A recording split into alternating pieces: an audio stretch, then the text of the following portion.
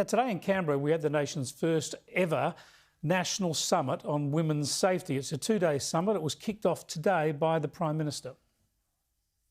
Every day counts, because every 9 days a woman is murdered by her current or former partner in Australia. 1 in 4 women experience physical or sexual violence by a current or former intimate partner. Right now, too many Australian women do not feel safe, and too often they are not safe, and that is not okay. It is a massive social issue. Let's bring in Senator Anne Ruston now, who's the Minister for Women's Safety. And there's no doubt we're all aware of the issues here, the crimes, the threats against women in their daily lives. What can a national summit deliver, though? Well, the National Summit's primary purpose is to bring together as a culmination all of the consultation that we've been doing so that we can formulate the next national plan to end violence against women and their children. It's a very ambitious plan, but, as you say, and the statistics that the Prime Minister was quoting in that, they're just completely unacceptable, and we really do need to start addressing not just the issue of responding to domestic violence and being there, frontline services, which is so important, but we've actually got to start changing the dial. We've actually got to start with early interventions so that it doesn't get to that kind of high level of violence. But most importantly, and the toughest one we've got to crack, is we've actually got to stop it happening in the first place.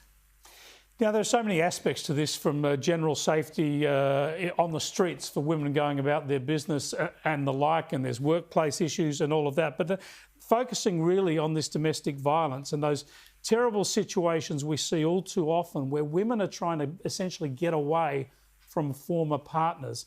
There needs to be room for all sorts of additional innovation here, doesn't there, to help women protect themselves from an ex-partner. Or perhaps look the other way, we need to be much more forward-leaning in imprisoning these blokes, because that's the only way you can stop them visiting, harm or harassing former partners. Well, it is a really complex solution to a really complex problem, and there's no one thing that's going to fix this. It's going to be lots and lots of different interventions, lots of different measures, as I say, ranging from prevention, early intervention, right the way through to response. I mean, in terms of making sure that women who make that extraordinarily brave decision to leave a violent relationship, making sure that they've got a safe place to go when they escape. And that's what our Safe Places program's been all about creating crisis accommodation.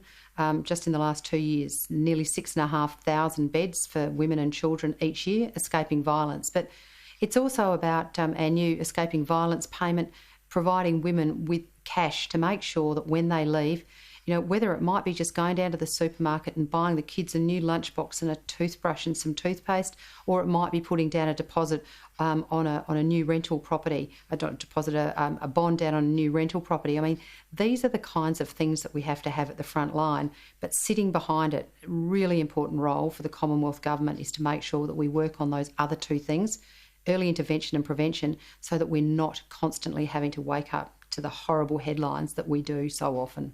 But just very quickly, do the state judicial authorities need to be less reticent to incarcerate men who have either visited violence or threatened violence?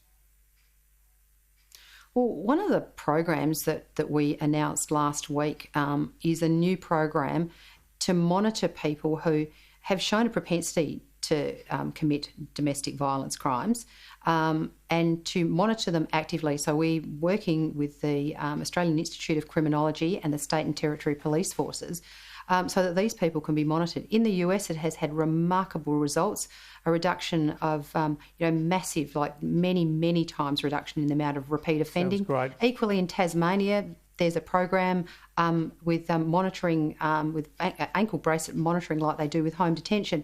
We've seen an 80% reduction in the number of people repeat offending. Great. Keep looking at all those ideas and innovations. I appreciate your time, Minister.